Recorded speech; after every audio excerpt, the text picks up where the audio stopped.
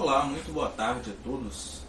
Aliás, boa tarde, boa noite, bom dia, sei lá quando vão estar assistindo isso. Enfim, bons dias a todos.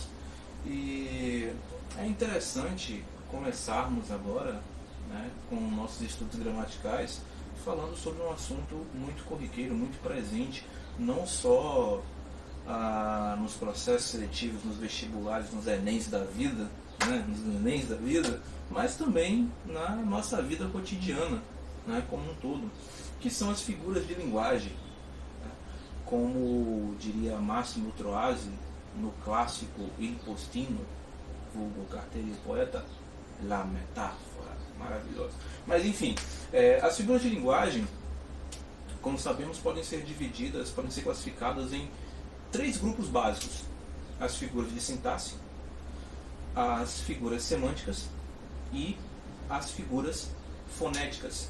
Cada uma delas com características específicas, obviamente, pelos nomes já dá para entender, né, em que consiste cada uma. As figuras fonéticas são aquelas que se baseiam nas relações sonoras entre os termos, entre as palavras. Por exemplo, a assonância e a literação. Um exemplo maravilhoso de assonância, né, seria o clássico Soneto de Fidelidade de Vinícius de Moraes. De tudo ao meu amor serei atento, antes e com tal zelo e sempre e tanto, que mesmo em face do maior encanto, dele se encante mais meu pensamento. Atento, pensamento, encanto tanto. Essa compatibilidade sonora entre os versos, né, em, an, que além da rima em si, claro, dão essa sonoridade maravilhosa, dão esse ritmo maravilhoso ao poema, Soneto de Fidelidade, que nós chamamos de assonância. É quando há essa compatibilidade sonora, né, nas estruturas vocálicas, certo?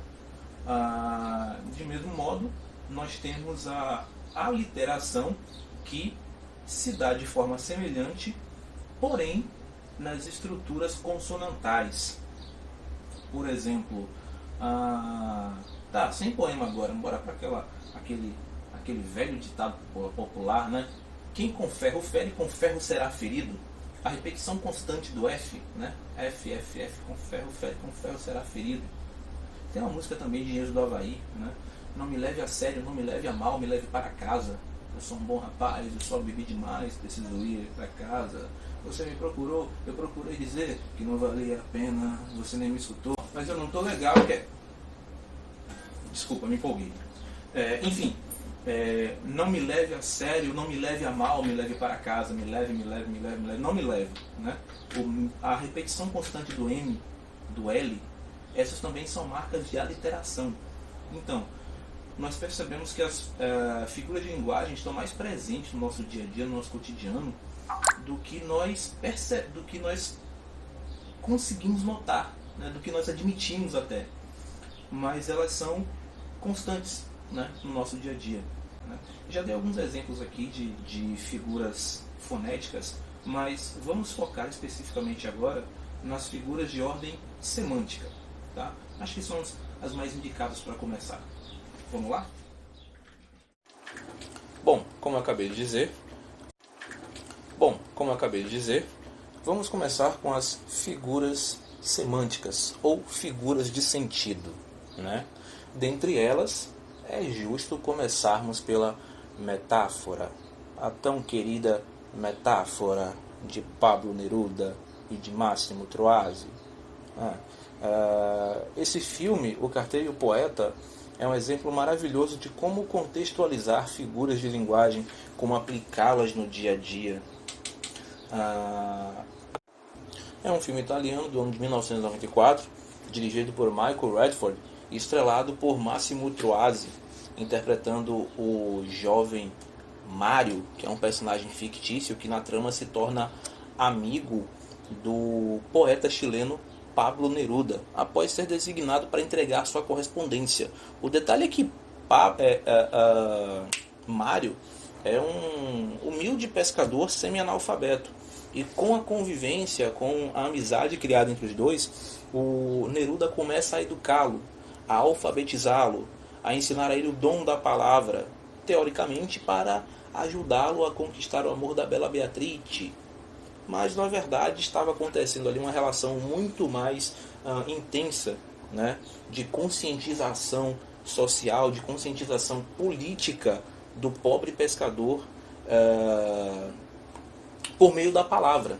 Ele estava se tornando um melhor conhecedor da sua realidade por meio da palavra.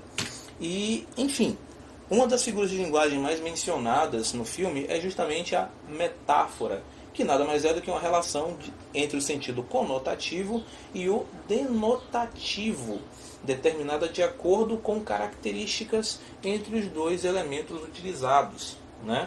Podemos citar como exemplo de metáfora quando o jovem Mário diz que os olhos da Beatrice são duas estrelas. Obviamente ele não está dizendo que seus olhos são literalmente duas estrelas, duas bolas de gás incandescentes que estão queimando ininterruptamente no espaço, e enfim, né? Óbvio que não. Ele simplesmente associa ali duas características comuns entre os olhos de Beatrice e uma estrela, né? Provavelmente o brilho de uma estrela. Seus olhos possuem o brilho de uma estrela, são belos tal qual uma estrela, devido ao seu brilho, devido à intensidade de seu brilho. Nossa, que bonito! Com esse papo todo ele com certeza conseguiu ficar com a mulher, né? Isso é óbvio. Enfim, voltando ao que interessa, além da metáfora, nós temos também uma figura muito parecida, que é a comparação, ou símile, que, como o próprio nome diz, se trata de uma relação de sentido por comparação entre dois elementos, né? Vamos supor que, ao invés de dizer que os olhos de Beatrice são duas estrelas, ele tivesse dito que seus olhos brilham como duas estrelas. Nesse caso, ao invés de uma metáfora, estaríamos contemplando uma símile, uma comparação, né? A associação de características em comum entre dois elementos. As duas figuras são muito parecidas e comumente se confundem. Para leitores desavisados, para leitores apressados, é comum haver a confusão. Ainda no campo das figuras de ordem semântica, vamos falar da metonímia, ok? Que é muito parecida com a metáfora, né? E consiste numa transposição de significado, ou seja, uma palavra que usualmente significa uma coisa passa a ser utilizada com outro sentido. É o emprego de um nome por outro em virtude de haver entre eles algum relacionamento. A metonímia ocorre, por exemplo, quando se emprega a causa em função do efeito, a causa pelo efeito, né? Vivo do meu trabalho, na verdade eu vivo do produto do meu trabalho, né? Que é o alimento provido pelos rendimentos adquiridos através do meu trabalho, né? O efeito pela causa também, por exemplo, aquele poeta bebeu a morte. Ele não bebeu a morte, ele bebeu um líquido que lhe causou a morte, ou seja, ele tomou veneno. Eita, poeta revoltado com a vida, meu Jesus Cristo. Enfim, e também um outro exemplo seria o instrumento pelo usuário. Por exemplo, os microfones corriam no pátio perseguindo a atriz. Na verdade, os repórteres corriam pelo pátio com seus microfones em punho, perseguindo a atriz, né? O microfone é um instrumento utilizado e nesse exemplo aqui adquiriu as características do usuário que o empunhava, no caso, o repórter. Enfim, nós percebemos que as figuras de linguagem, todas elas, as de ordem semântica, elas estão intrinsecamente amarradas ao nosso cotidiano.